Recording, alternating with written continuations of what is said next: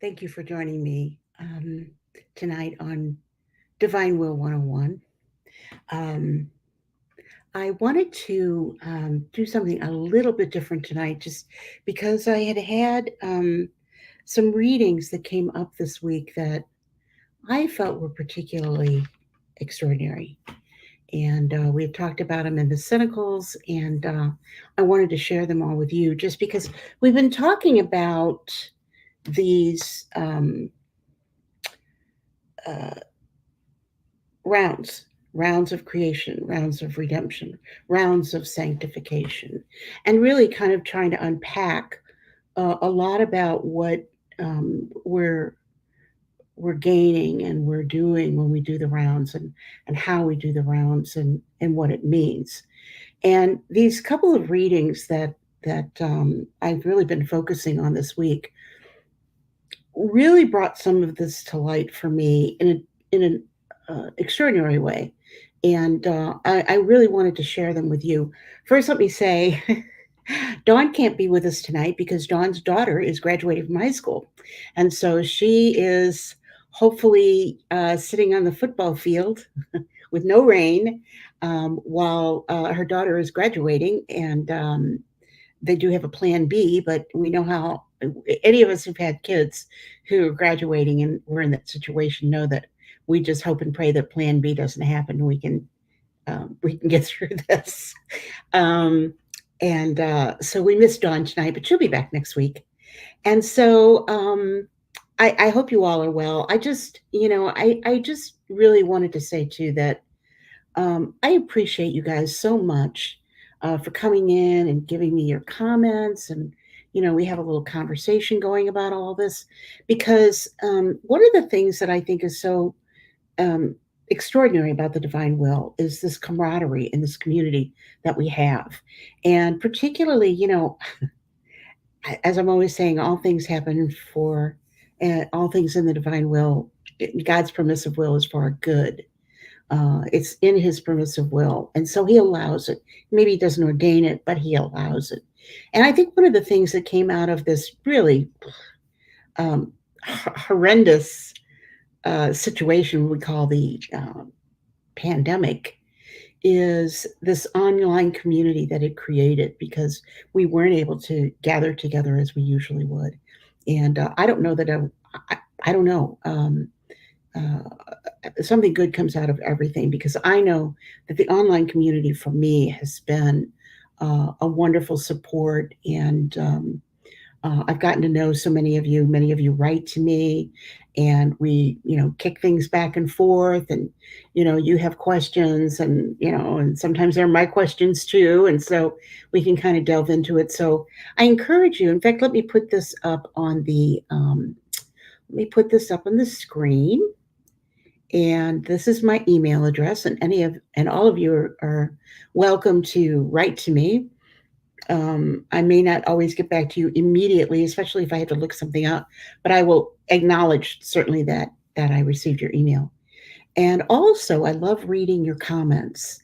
Um, so many ideas, even that I've had for different kinds of broadcasts, have come from your comments. And so, please continue to make those comments, and let me know you're out there and what you're thinking and what you'd like to hear about and learn about, what we can dive deeper into.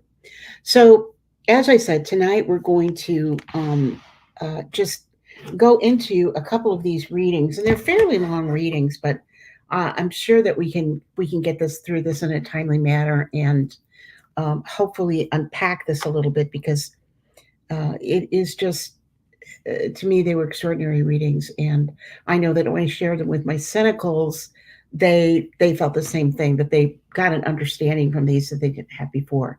If you're interested in a cynical, I have one at 11 o'clock on Tuesday, one at 7 o'clock on Monday evening. That is Eastern time. So if you're Central time, that's um, an hour earlier. If you're Mountain time, that's 2 hours earlier. If you're Pacific time, that's 3 hours earlier. So any and all are welcome.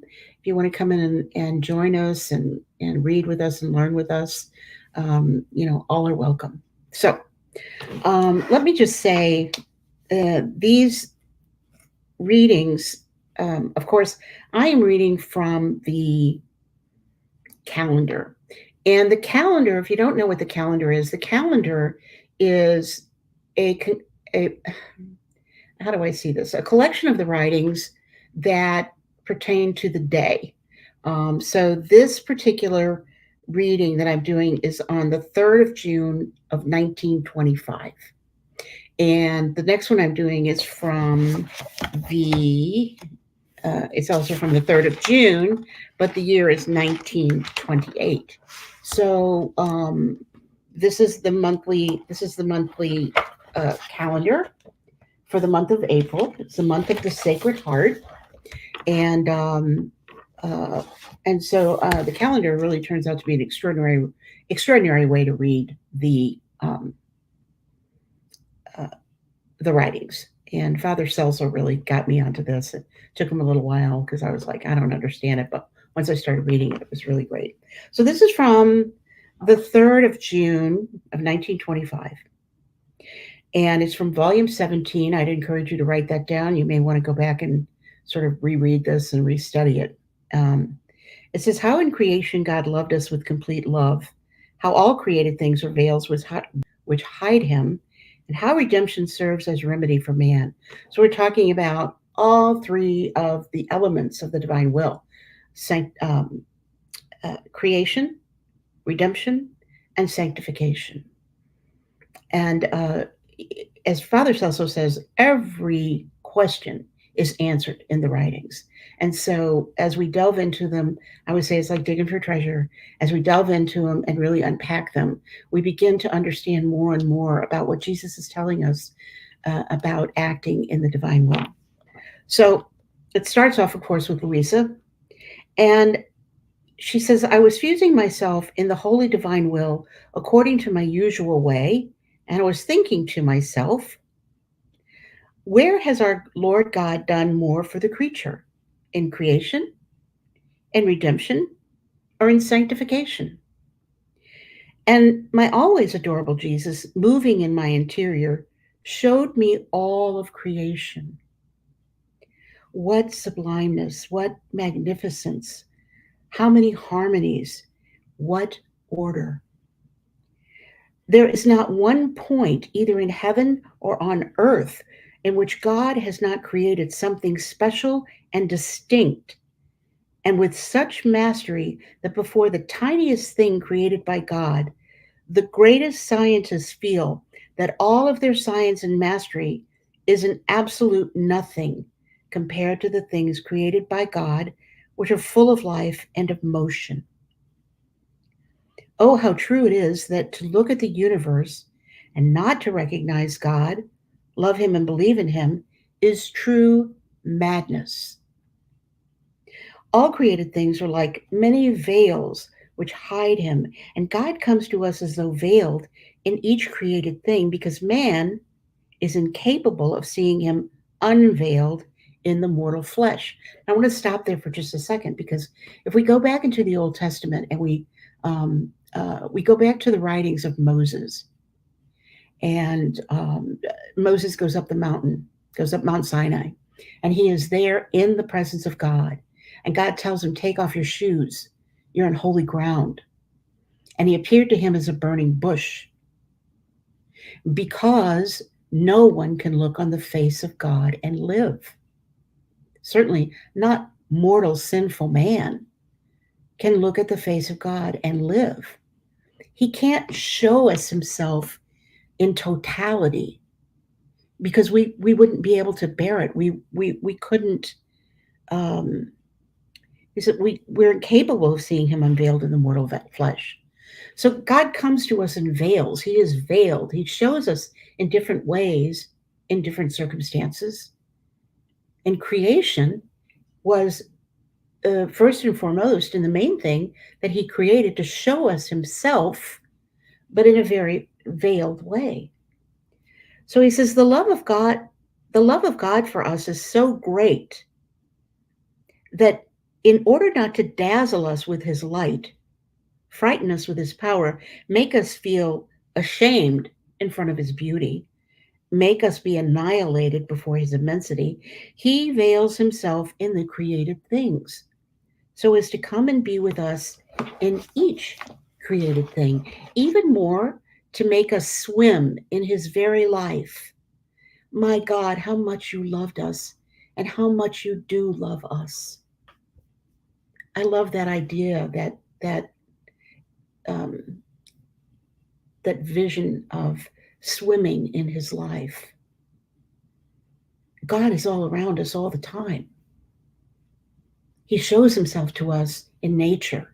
He shows himself to us in all created things.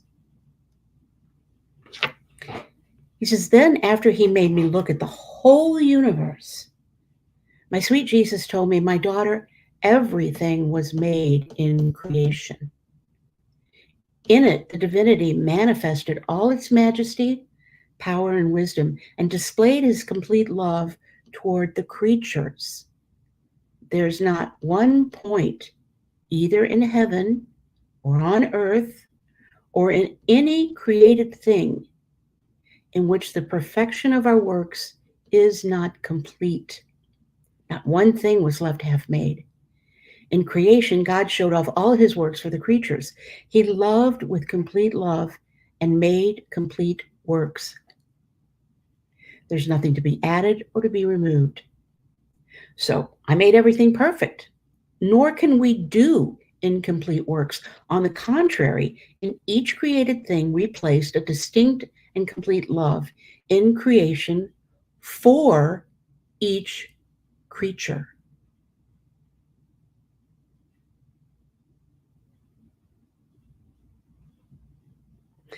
The redemption, then, was the reparation of the evils that creatures had done. It added nothing to the work of creation. And sanctification is nothing other than help, grace, light, so that man may return to his original state of creation, to his origin, and to the purpose for which he was created. In fact, in creation, by virtue of my will, the sanctity of man was complete. Since he came out from a complete act of God, he was the man holy and happy in the soul, because my will brought to him the reflections of the sanctity of his creator, just as he was happy and holy in the body. So Jesus is telling us he made us perfectly. There was nothing incomplete. When he created everything, and he created it all perfectly. He didn't change it. He hasn't amended it. It was complete and it was perfect. When he made it, he spoke and it came into being and it was perfect. And he did it to show off all his works for the creatures, us. He wanted to show us his majesty. He wanted to show us his greatness. He wanted to show us his power. He placed Adam in the garden. We don't know how long Adam was in the garden. It could have been a week. It could have been a century. We don't know. But rather than choose God and this perfection of creation, Adam chose Eve. It's as simple as that. So then God's next step, and he's known this all for all eternity. This is what we must remember. God's not making this up as he goes along, okay? He has it all under control. He has it all in his mind. He has it perfectly mapped out. So then we come to redemption. He says the redemption then was the reparation of the evils that creatures had done. It added nothing to the work of creation. And sanctity was brought to us to make us complete again as we were when he originally made creation.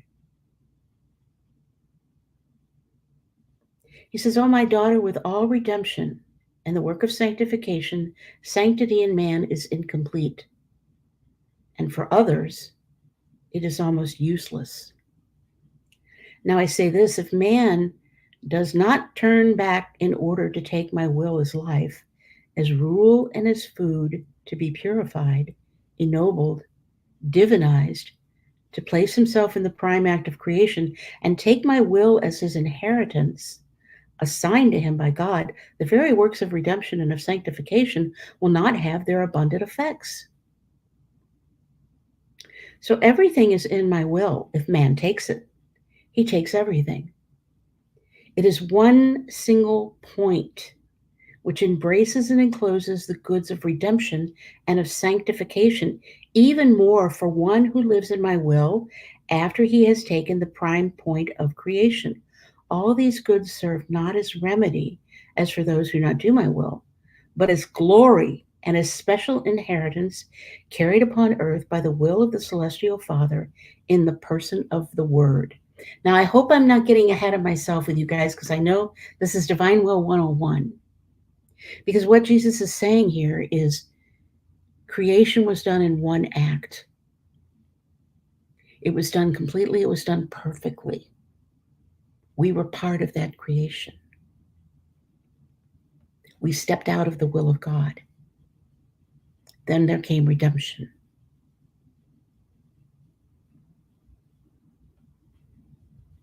He says, if you don't turn back in order to take my will as life, as rule and as food to be purified, to place yourself back in this prime act of creation, and take my will as his inheritance assigned to him by God, the very works of redemption and sanctification will not have their abundant effects.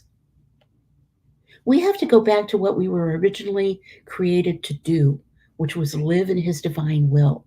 And if we don't do that, if we can't live in his will and completely take this act of creation, this perfect act, and live in his will, redemption and sanctification isn't going to do us any good. If I came upon earth, this was exactly the prime act, to make known the will of my Father in order to bind it again to the creatures. So we had separated ourselves from God in this act in the garden, and it got worse and it got worse and it got worse. And we learned to live on our own will and forgot about the will of God. So Jesus came to earth by the will of the celestial Father in the person of the Word. His person, his being in the divine will.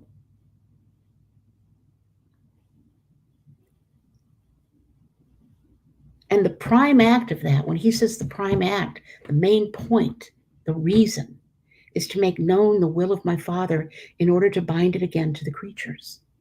How many times did Jesus say, I came to do my Father's will? I come to do my Father's will. Father, in your will. Father, if it be your will. He tells us over and over and over and over and gives us an example of living in the will of God.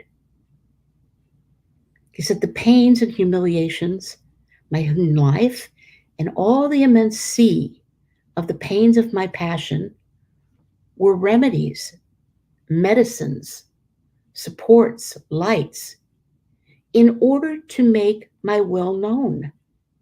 Because with it, I would make man not only saved, but holy. With my pains, I placed him in safety. With my will, I gave him back the sanctity lost in the terrestrial Eden. He made sanctity available to us, just as it was available to Adam. He said, had I not done this, my love, my work would not have been complete as they were in creation, because my will alone has the virtue of rendering complete our works toward the creatures, and the works of the creatures toward us. My will makes one think in a way which is different from the human way. Amen. This is so important. My will makes one think in a way which is different from the human way. Our thinking changes. The way we see things change. The way we understand God changes. Our intellect is enlightened.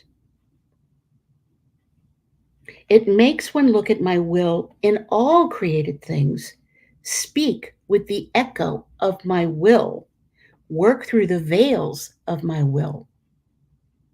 So, literally, by living in the divine will, we are beginning to lift the veils that separate us from God. And we can see this as we begin to understand some of these teachings that we get in the divine will. He said, in a word, one does everything all at once according to my supreme volition, which leads the creature rapidly to perfect sanctity, while other virtues act slowly, little by little.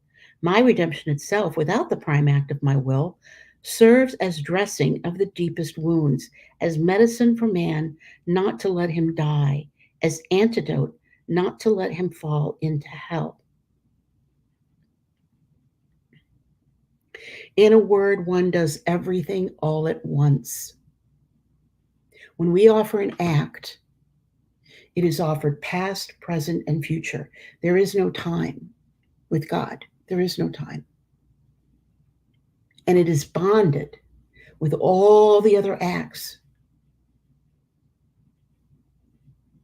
for all of eternity, past, present, and future. Those acts in the past that God has done are still in act. The acts in the future, although they have not manifested themselves to us, are still in act because God is not inside of time. This is a big thing to wrap our heads around. So when we offer an act and we say we offer it past, present, and future, that's what we mean. It affects the past, it affects the future, it affects the now.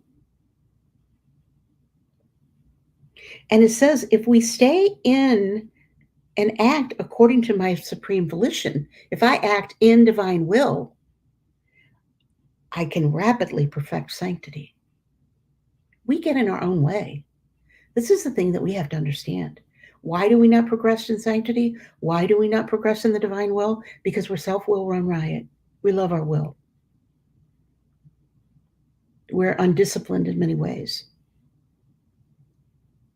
We have to learn a whole new way of thinking, a whole new way of being, and let go of our human will, let go of our pride and our attachment to ourselves, and attach ourselves to Jesus, attach ourselves to the divine will. He said, my redemption itself, without the prime act of my will, serves as dressing of the deepest wounds, as medicine for man, not to let him die, as antidote, not to let him fall into hell. Therefore, take to heart my will alone, if you really want to love me and to make yourself a saint.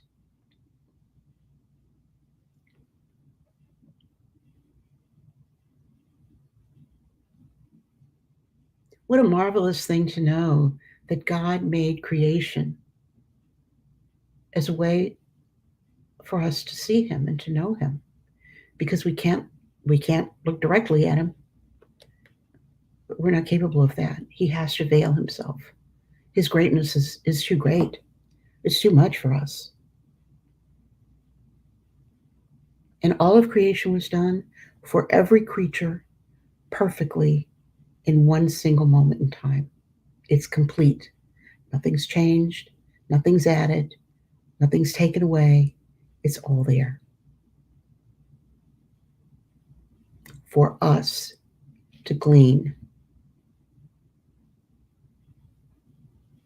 And when Adam messed up, okay, when the time is right, plan B. It's really not plan B, it's part of the plan all along. But Jesus came down to show us. He came to show us what it meant to live in the divine will. One of the things, and I think maybe Dawn and I talked about this last week, I don't know, I don't remember. But one of the things that we talked about last week, I think, was that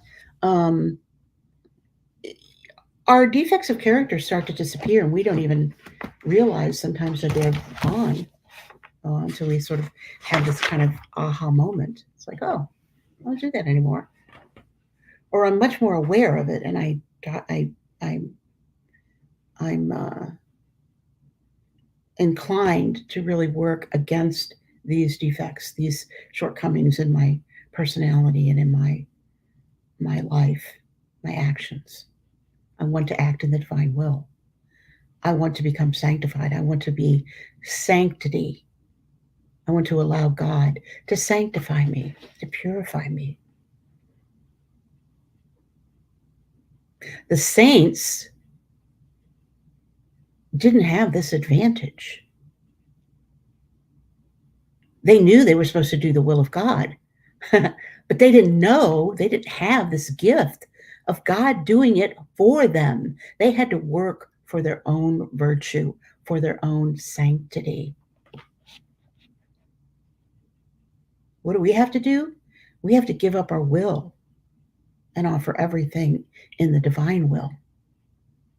That's what sanctifies us. Yes, we grow in virtue.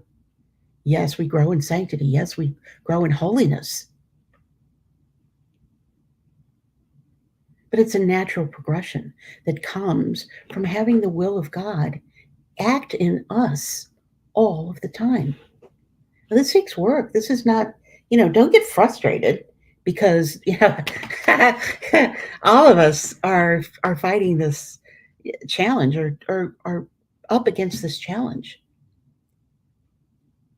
But what Jesus was just saying is, this perfection, this perfect sanctity is available to us, and we can make rapid progress if we just surrender our will.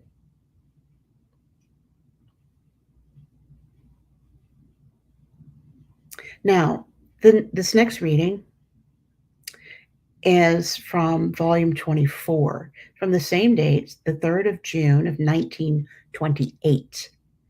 And it's from volume 24. This again is another extraordinary reading. It says, requital to the love of God informing the nature of man. The truths are stairs in order to ascend to God.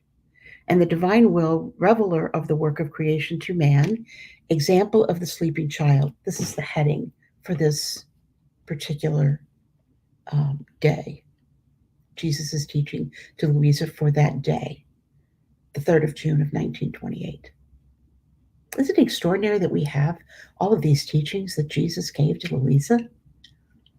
That she did under obedience, because she did not want to do it. She made that plain. I don't want to do this. This is too private. This is too personal. What Jesus and I share together is very private. Jesus said, no, this isn't just for you. So one of the things that's really helpful is when you read the writings, don't read them as Jesus speaking to Louisa. Read them as Jesus speaking to you, because that's what he's doing. He's speaking to each one of us through these writings. That was his intent. Louisa was the secretary. She was chosen, no doubt. So Louisa starts, I continue my abandonment in the divine will, and while going around in it, my poor mind carried itself into Eden in the act in which God was forming the nature of man before infusing the soul in him. And I was thinking of the great love with which the Supreme Creator formed the human body, and that before Adam existed, in forming his body, he loved him with the love of a father who loves his newborn. And that since the life of the soul of Adam did not yet exist, he did not requite him with his love. So the divine love remained isolated without the company of the love of its creature. Now, I want you to just ponder this for a minute.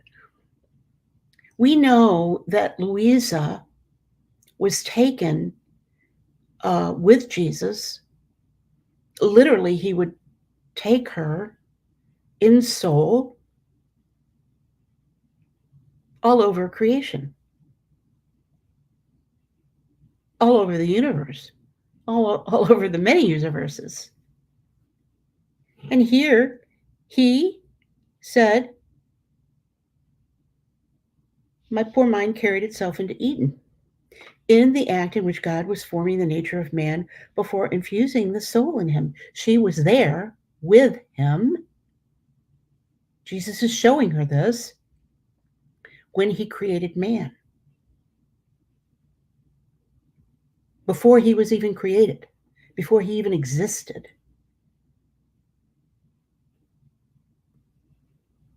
It says he loved him with the love of a father who loves his newborn, and that since the life of the soul of Adam didn't yet exist, he wasn't even formed yet, he wasn't created yet, he did not requite him with his love. But God poured out his love on him anyway. It didn't matter. But it was not right that his love remain without the requital of the little love of the one whom he so much loved. So I thought to myself, the divine will is eternal, and whatever is done in it is always an act, nor does it ever lose the present act. Therefore, in the fiat, I want to anticipate the love of Adam and amuse my Creator with my love. In the act in which he formed the human body, I want to echo his love and say to him, in your will, I have loved you always, even before all things existed. So, where Adam didn't exist yet, and so he couldn't return this love of God, God was pouring out his love on this creature that he was going to create. And before he even breathed life into his soul, before he created him, he was pouring out his love. But he wasn't getting any love back because Adam didn't exist yet. But all acts are in act at all times. Let me say this again. All acts are in act at all times. So this act that happened with God before he was creating Adam, and he was pouring out his love on Adam, and he was not getting any love back because Adam didn't exist, is still in act.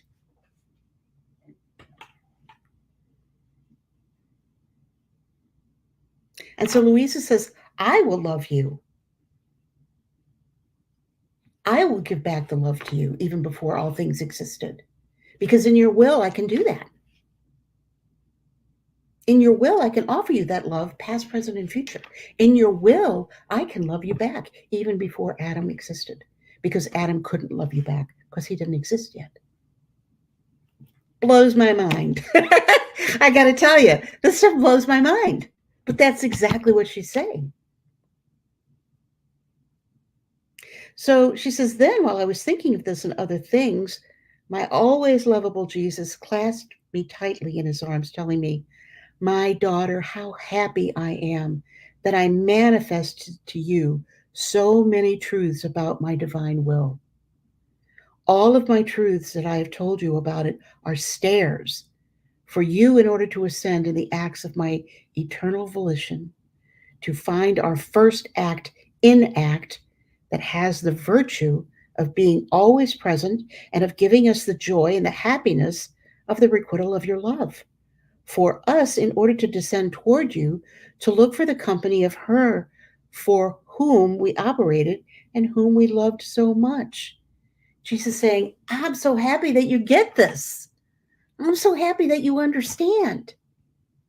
I'm happy that I manifested these truths to you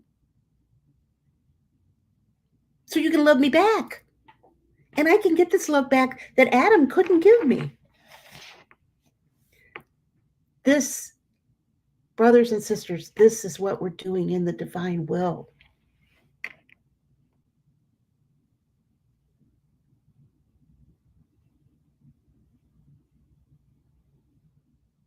All of my truths that I have told you about it are stairs for you in order to ascend in the acts of my eternal volition to find our first act in act, still in act, that has the virtue of being always present and of giving us the joy and the happiness of the requital of your love for us in order to descend toward you to look for the company of her for whom we operated and whom we loved so much.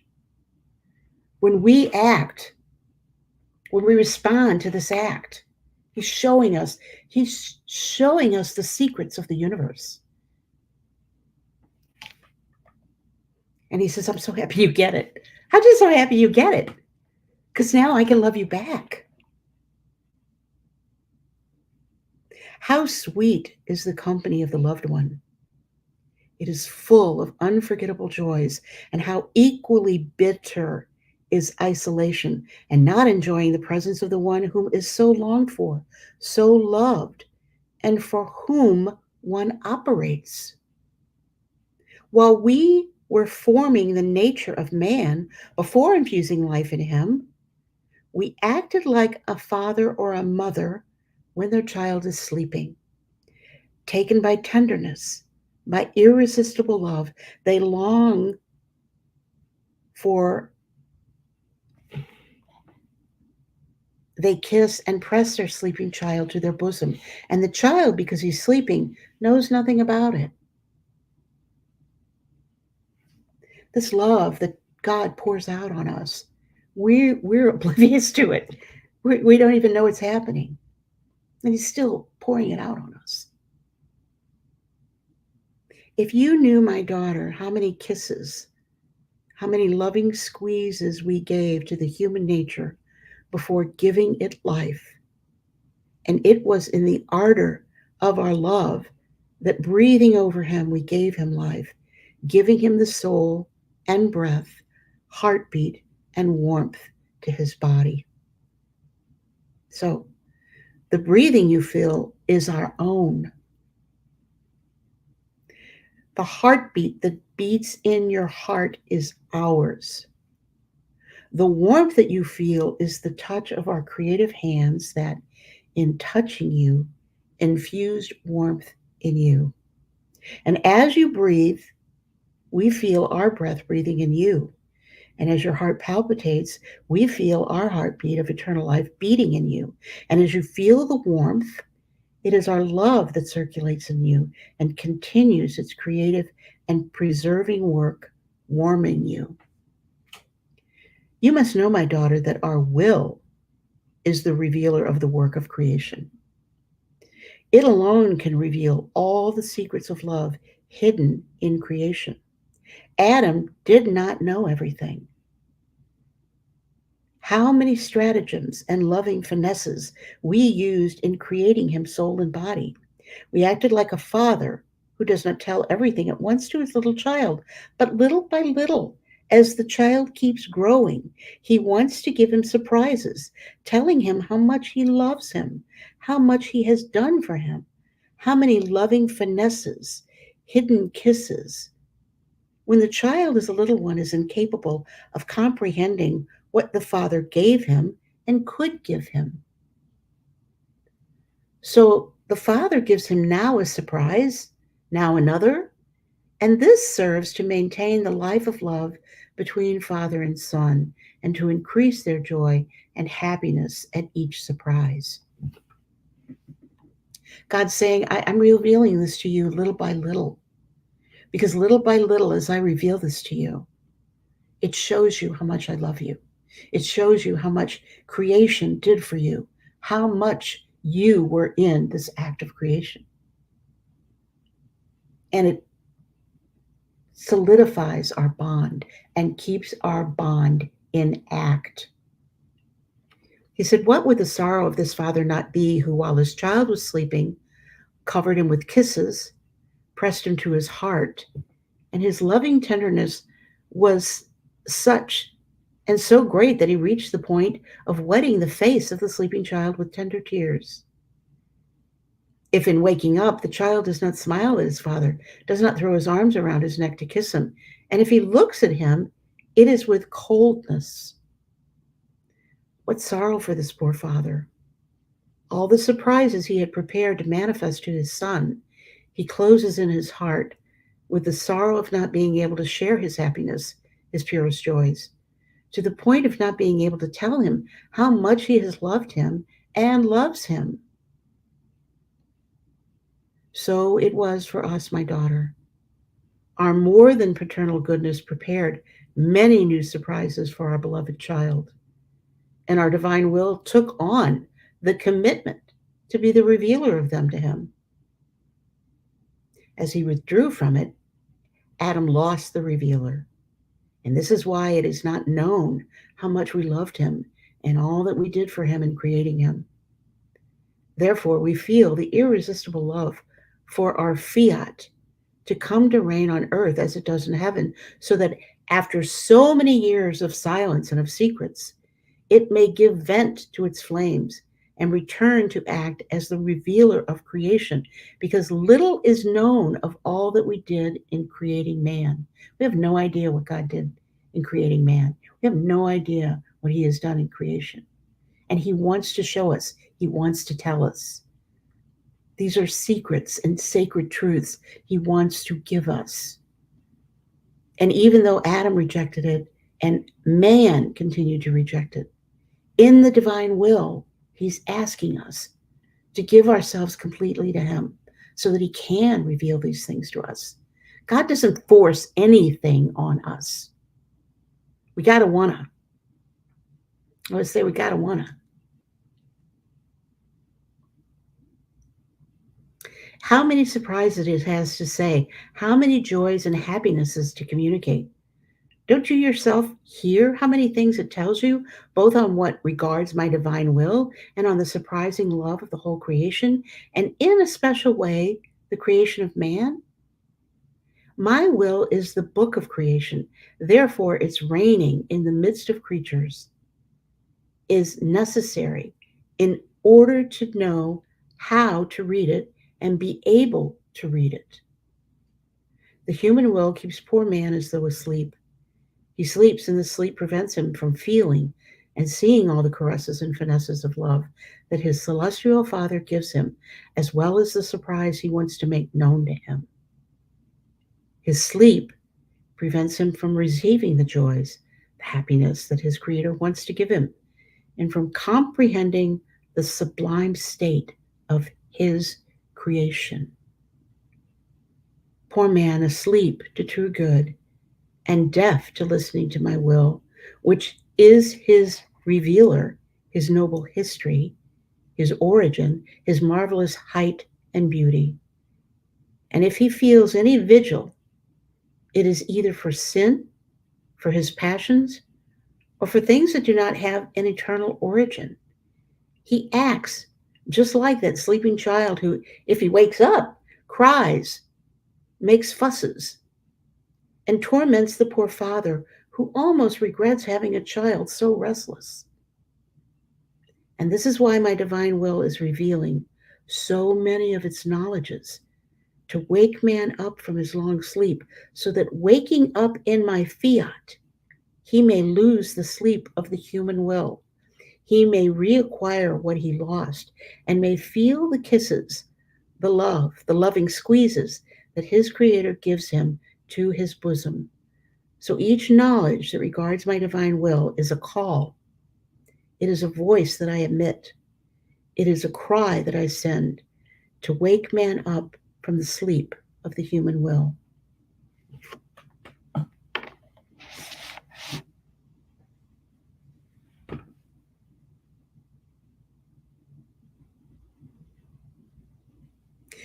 If you received any sliver of enlightenment from these two readings, this is exactly what Jesus is talking about. I have so much to reveal to you. I have so much that I want to show you and teach you. But you have separated yourself from me so completely for so long that you can't even see me anymore.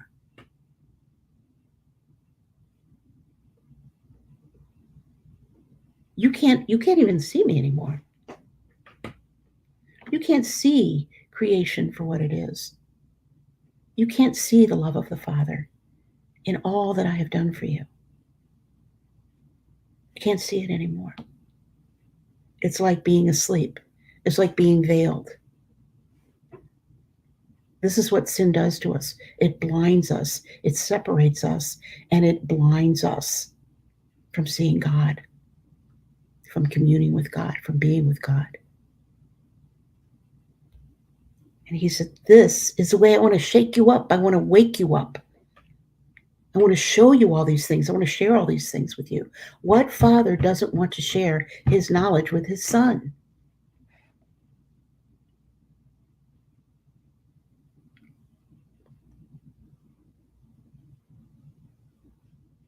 So I thought this was an extraordinary reading. If you can't tell, I thought this was a pretty extraordinary reading. I got a lot out of it. And I think the people in the CENACLE got a lot out of it too. I just want to say hi, Diane, Linda, Bright in the middle. Thank you so much. Thanks for being here.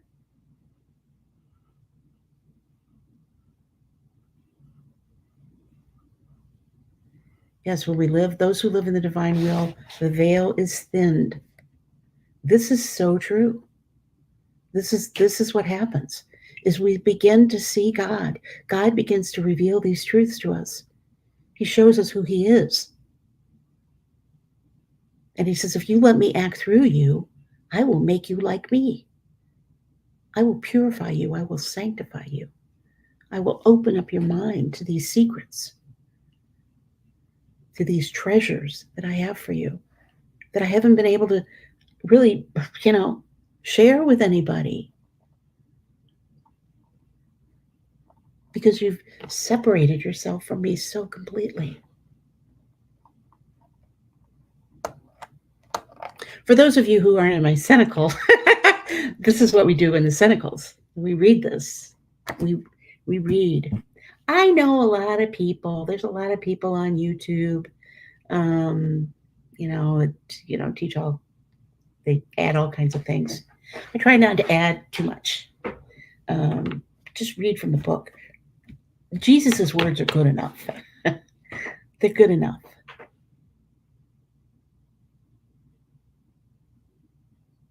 Bright in the middle. God bless you. You just, you'll get there when it's time for you to get there. It's all in God's will, all in God's will, all in his timing. And you are welcome whenever you can get there. I want you all to know that I pray for you. I did want to tell you, we paused for this commercial message. Hello, when we use our minds instead of our hearts, I want to read this.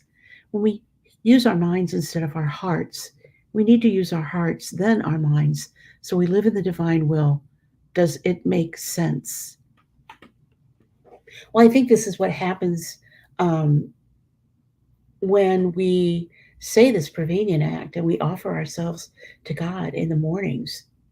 We say, I want to live in your will today. Circulate. And I loved what he was saying when he was talking about, I breathe and you're breathing. I gave life to your soul. Your breath, your heartbeat, this is all mine. This is mine. I gave it to you. I shared it with you.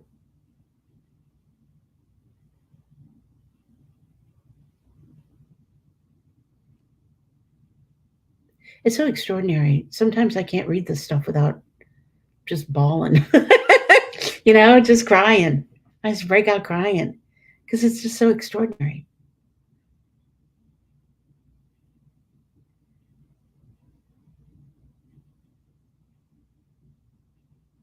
You're absolutely right. Right in the middle. That's exactly when the CENACLEs are Monday night at 7, Tuesday afternoon or Tuesday morning at 11 o'clock my time. Remember, I'm on the East Coast in Florida. So if you're central, that's 1 hour back, at 11 o'clock, it's 10 o'clock. Mountain time, it's 9 o'clock. On the West Coast, it's 8 o'clock. Somebody always comes to the CENACLE an hour early. And then they're like, oops, yeah, I remember. And then they leave, they come back, So it's good to get it in your mind in your particular time zone, what time it starts. And if you want, all you have to do is email me and I will send you the link.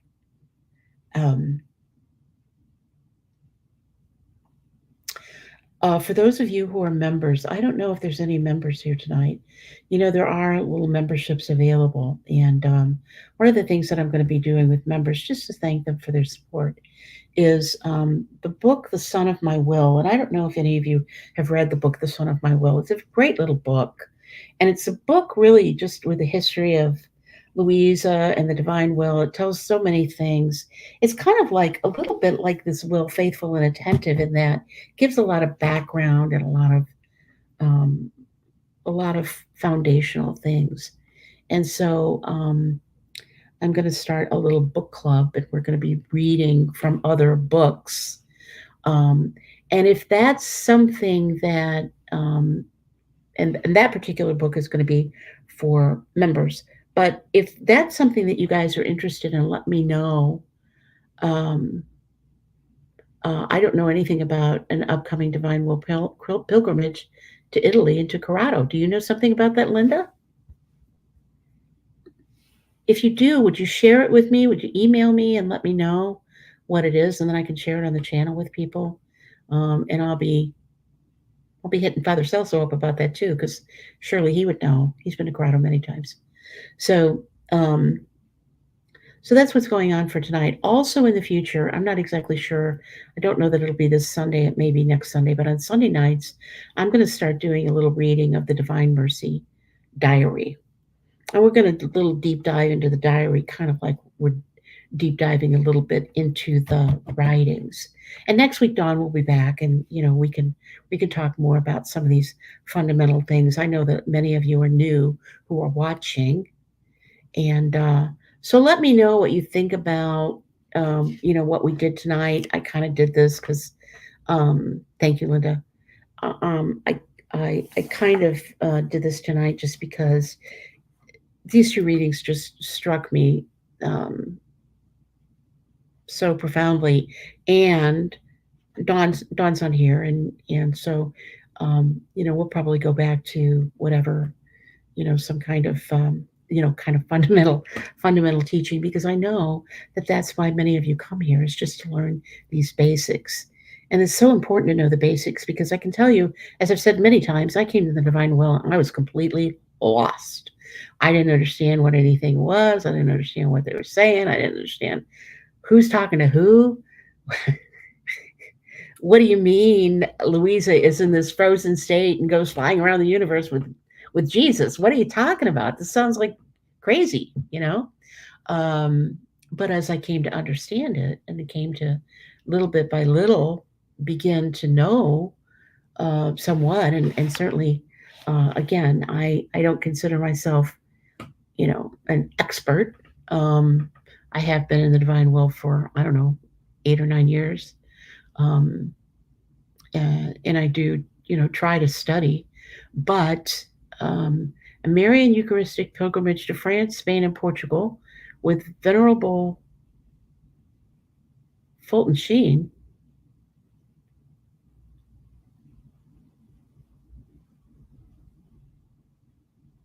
Okay, I'm missing something here. Fulton Sheen is dead. So it's September 10th to September the 21st. Air France, Spain, and Portugal. So if you're going to Portugal, then it's going to be you're going to be going to Fatima.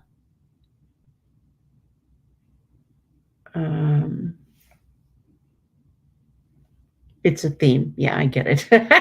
I get it. I'm being silly.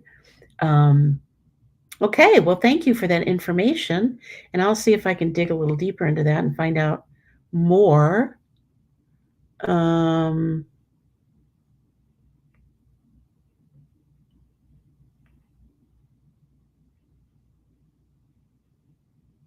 So Peter Howard, Father Blunt, Vicky Smith.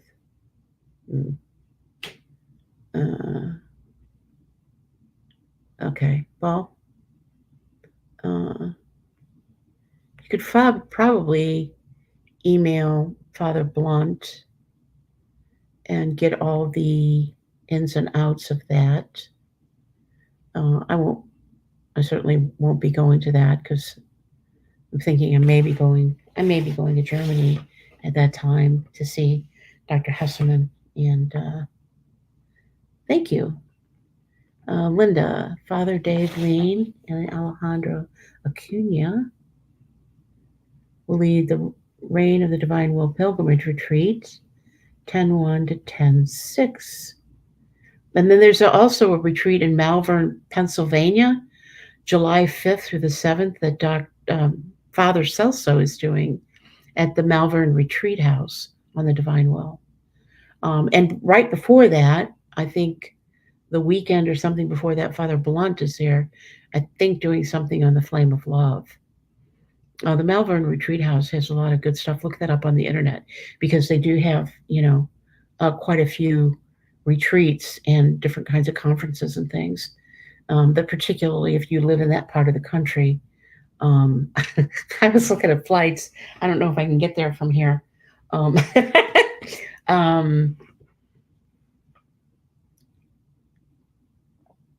yes, and that's the whole thing. Father Celso's gonna be there, and yes, and you can go back to. There's many videos on this channel with Father Celso, and Father Celso did a whole series on courage, and he's kind of taken a step back a little bit um, from YouTube and social media a little bit right now, but he's done such incredible work and given us so many amazing teachings. He's such a humble priest. He's extraordinary. Um, Pennsylvania is tough to get to from many places, lots of driving after you land at the airport. Yeah, I think they said that the Malvern Retreat House was like 20 miles or something from the Philadelphia airport, but you almost can't get there from here nonstop. It's crazy. So, so we'll see. I may be going to Louisiana as well, or someplace in August. Greg Dunn is going to be here in the United States pretty much for the month of August. So he's going to be starting out in Louisiana, in Thibodaux, Louisiana, on the 8th of August, that weekend. And then the next weekend, he is in Chicago. Then I think he goes to Ohio. I'm not sure. I have the whole itinerary. He sent me the itinerary so that we could figure out when I'm going to kind of be meeting up with them. So I'll be there too. And in Thibodaux in Louisiana, when Greg Dunn is there, Mother Gabriel is going to be there as well. That's where Mother Gabriel actually is from Thibodaux. She's from the New Orleans area right there. And she's going to be visiting her sister. So she'll be there at the same time. So she'll be at the conference as well. So anyway,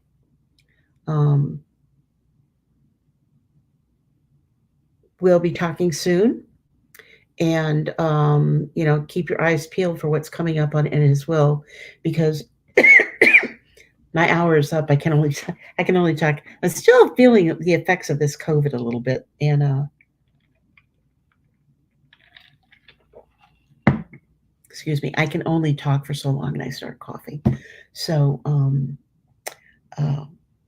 so be in touch. Feel free to email me. And we will see you next week on In His Will. Or if you remember, you'll be seeing the little video on Son of My Will. My mind just went completely blank there for a minute. So thank you. God bless you. Please keep me in your prayers as I keep you in mine. And with that, I will say good night.